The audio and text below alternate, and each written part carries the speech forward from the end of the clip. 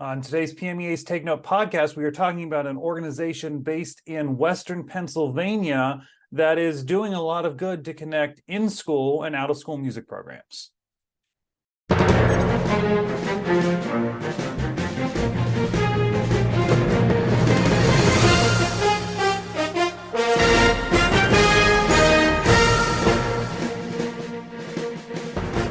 Well, hello, everyone, and welcome to this edition of PMEA's Take Note podcast. I'm Mark Despotakis. Today, we are talking about an organization based in Pittsburgh that has some things to do with music education, but is done outside of school. And we're going to explain what all it is and what all they do. And that description was such a tiny description of really the many things that they do. So I'm delighted to have with us today, and I'll bring her in now, Emily Bovan, from UniSound in Pittsburgh. Emily, thanks for being with us.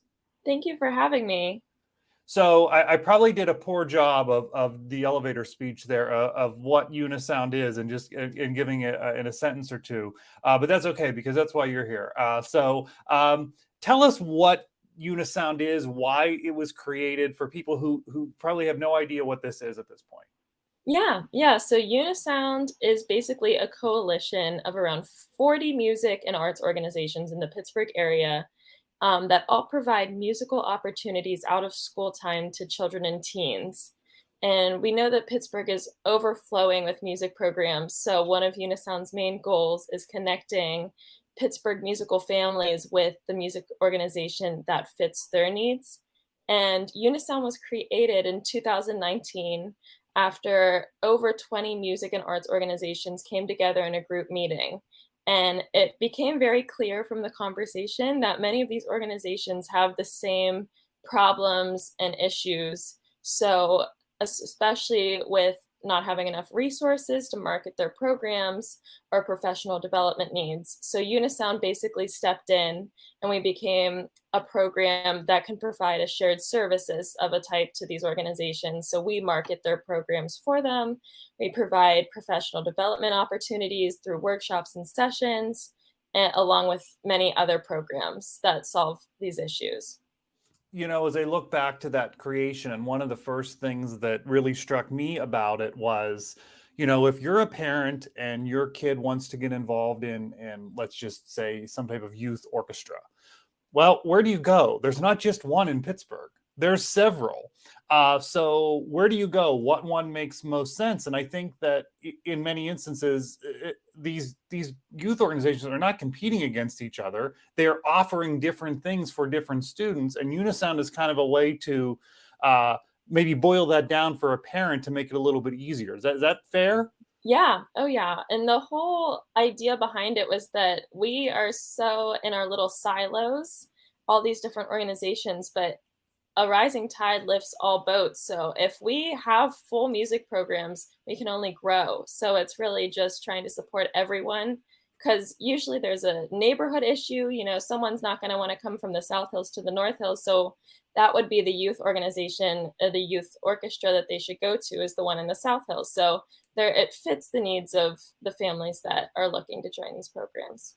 So then let's talk about the impact that you've seen since it's been started. I mean, it's still pretty young, but I would say there's probably been some impact. You know, what have you seen for these member organizations, but then also students and families who are coming to participate in these types of groups? What's the impact? Yeah, so starting with our member organizations, the first impact would definitely be an increase of kids signing up through their programs from marketing that we've done, or we also have a UniSound organizational directory, which makes it easier for these parents to go to our website. And instead of going to a million different websites and seeing all the options, we have all the organizations listed there. So it's a one-stop shop for them to kind of see what's available. So that's really helped with organizations retaining and bringing in new students, but also providing a bigger network for these member organizations to share information with each other, whether that be audition needs, registration opportunities. It's now become a big network of sharing messages. And we've actually had organizations come and form partnerships through being a UniSound member and meeting through a happy hour. For example, we have Practice Makes Perfect Music Studio their students needed instruments to do private lessons with that organization. And through a partnership with Brighton Music Center, Practice Makes Perfect now gets their instruments from Brighton Music Center and can now offer those to their students. So it's been really cool seeing connections being made just through this member organization network we have. And then for students and parents, one of the biggest impacts is our musical instrument petting zoo.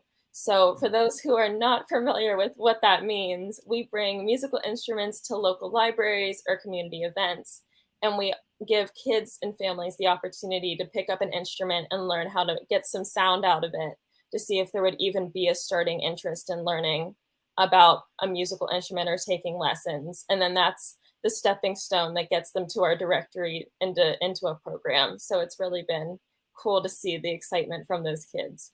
Yeah, and I was a part of some of those years ago, and I know you've done so many of them over time, and I love kind of when you come back to us because full disclosure, I'm part of the steering committee for UniSound. But when you come back to us on the steering committee and tell us some of the stories of these petting zoos, and I think that it's a music teacher in a school sees that spark sometime, because the kids come to them when they do the first tryouts, but this is kind of in a whole different environment because you're out in the community, you're at a library, you're at a public event, and maybe the kid is there with their parents or their guardians. And I just imagine that spark is something so special, especially for their families that are there with them. Yes, definitely. There's definitely families who immediately get out their phones the second that the kid is holding the violin and is getting a little sound out of it.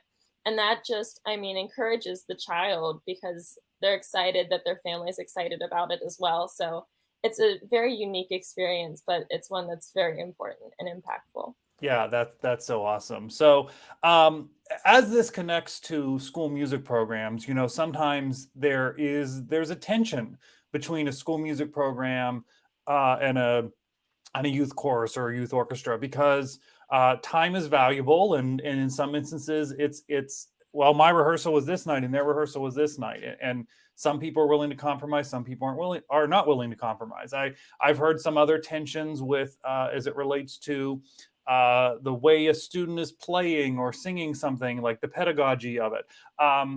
You know, do you see these tensions, and you know, how can they be overcome? Is Unisound one of these ways that they can be overcome, and then we realize that we actually all benefit each other?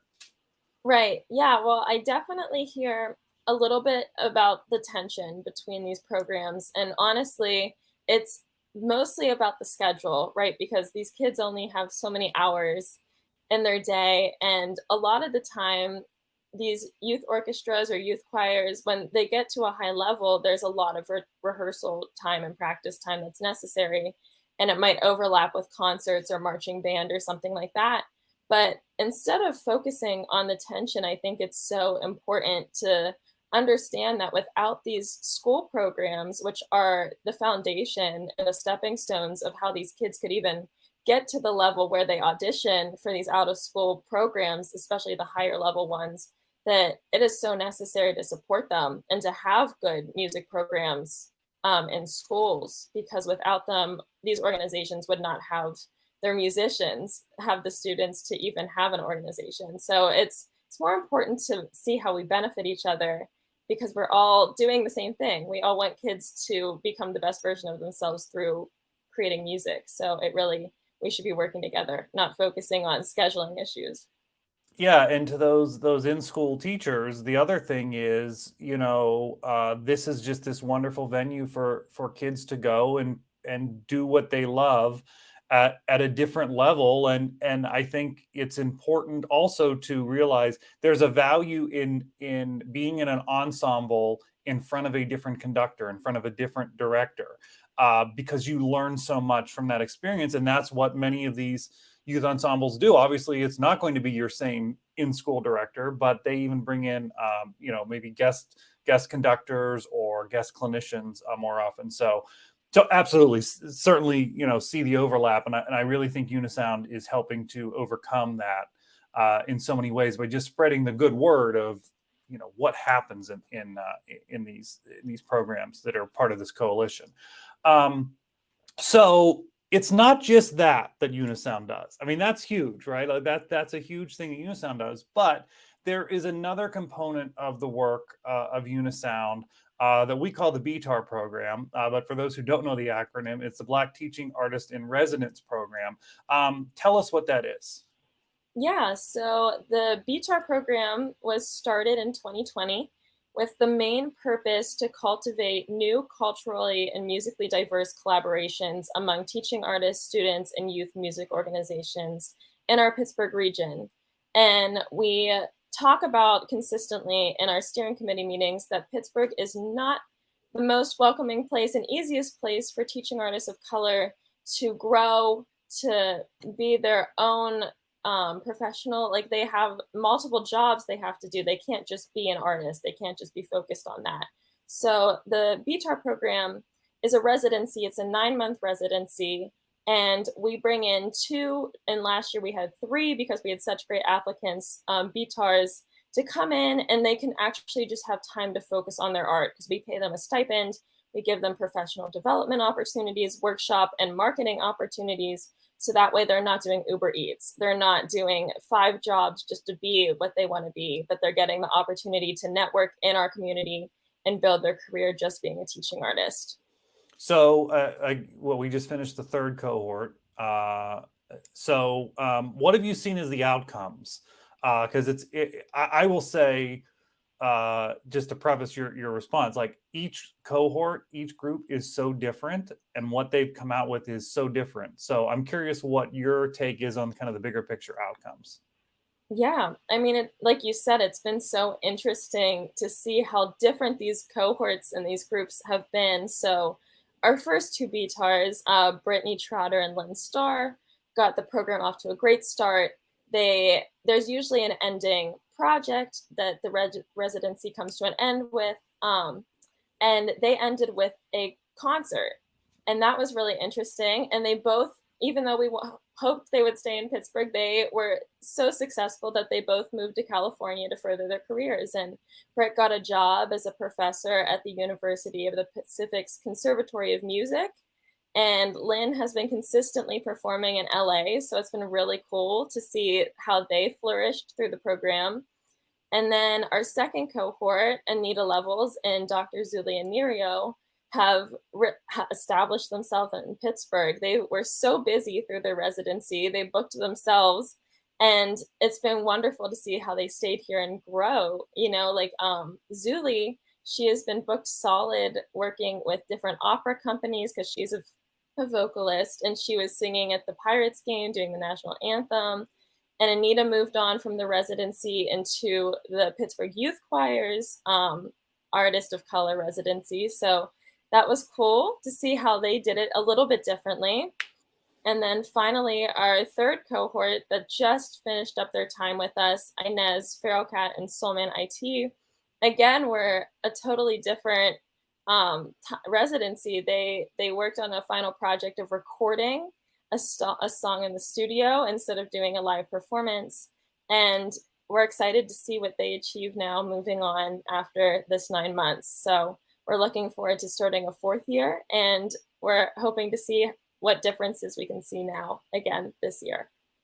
Yeah, it has been so fascinating to watch, and I should say for folks who students and teachers who've been involved in our Crescendo conference, Brittany Trotter has been a part of that for several years, and you know still helps us out as a friend of PMEA, even though she is all the way out in California, a few time zones away. And I think part of that exposure for her to us came because of what she was doing with this program, and so that speaks to a lot of this. And it is amazing to watch these groups as they start, and then all of the opportunities that all of a sudden start to happen for them because they're networked into this community now, thanks to what UniSound is. And I just think that is just amazing.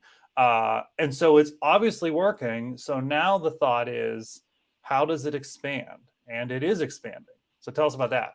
Yeah, so this is going to be the first season that we actually create a full-time position. So instead of it just being BTAR, it's going to be the BTAR Fellowship, and that's going to be a 2-year full-time teaching position. And we got the idea for this from Hope Academy, who's one of our member organizations. And Linda, who is the director there, she came to us and said, you know what? I have teaching artists and I do private lessons, but I don't have a violin teacher that looks like the kids that are taking lessons. And that's so important. So we said there's a need for a Black teaching artist who plays violin here in Pittsburgh. So we created this fellowship. We reached out to other member organizations to see if they had the same issue, and they do. And so, yeah, we're going to pay for moving expenses, travel stipends, on top of a salary and full benefits to have a BTAR fellow move to Pittsburgh, or if they're local and we just couldn't find them, apply for the job and we'll hire them and get them in this role so that students have teaching artists that look like them and they can see that they are needed and wanted in this space. So we're excited about that opportunity this upcoming year. So then tell us how people can get involved if they're looking at the BTAR program or if they're looking at the fellowship program. Where's more information how to get involved? Yeah, definitely. And we're still looking for applications for both the full-time position this year and the normal residency, which is 9 months. And if anyone is interested, they can go to unisound.us, and then under the For Teaching Artist tabs, you'll see the Black Teaching Artist in Residence page, and that has all the information on how to apply, what we're looking for in an applicant, and you can read more about those previous BTARs as well. Yeah, so anyone who sees this, certainly if you're in the Pittsburgh area, of course, but if you're outside of the Pittsburgh area and this seems like a good fit, especially the fellowship piece, take a look into that for sure. So kind of to emphasize the point of the Beyond Pittsburgh, I mean, this is of course very Pittsburgh, Allegheny County, Western Pennsylvania based, just by the nature of it. But have you seen anything like UniSound and the Coalition and the BTAR program anywhere else? Is this a thing anywhere? Yeah, actually, there's 2 programs that kind of inspired UniSound. And so one of them is in Chicago. It's the Chicago Musical Pathways Initiative, which is they're both a little different, both of these programs, but this one is a training pathway to help underrepresented youth work with local music organizations and help them find their full music potential. So it's really focused on those minority groups and getting them into music programming, where we're for every child and all the youth that might want to be in a music program. And then the other is in Philly, so just right across the state from us. It's the Philadelphia Music Alliance for Youth. And again, it's more similar to the Chicago program, where they're dedicated to providing music opportunities for underserved youth. So then they would apply for the program. And once they're placed, they work with music organizations to get them into colleges and help them get through auditions and all that kind of stuff. So it's a little bit different, but it's exciting to see that there are different organizations with the same idea of getting youth into these music programs. And then with the BTAR program, there's a similar one in Houston that's a full-time position close to what we're doing. I don't know the full name of it, so I'm sorry about that. But there are other ones, and we see even with the Ross Fellowship, with the PSO, what they're doing, there's a lot of these residencies and focus now on supporting artists of color, which is so important. So then we have more children of color who see themselves and how they're wanted in the music space.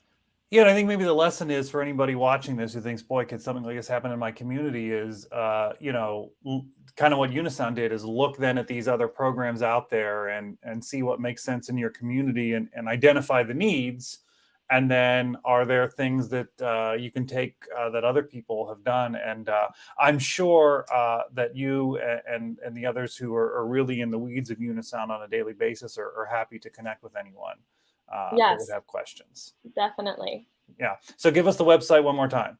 Okay, so unisound.us is our website. All right. You can see all of the organizations on there. You can learn about the BTAR program and just see all the fantastic things and sign up for the email newsletter, Yes. which I think is a great idea, even if you don't live here, because then you get a sense of what the organization is doing. So, Emily, thanks for taking some time to talk to us and all your hard work on all of this. Oh, thank you for having me. It's a joy to share the news about UniSound, so I appreciate being on here. Yeah, and we'll look forward to seeing it continue to grow in the next round of BTARs here, starting very soon.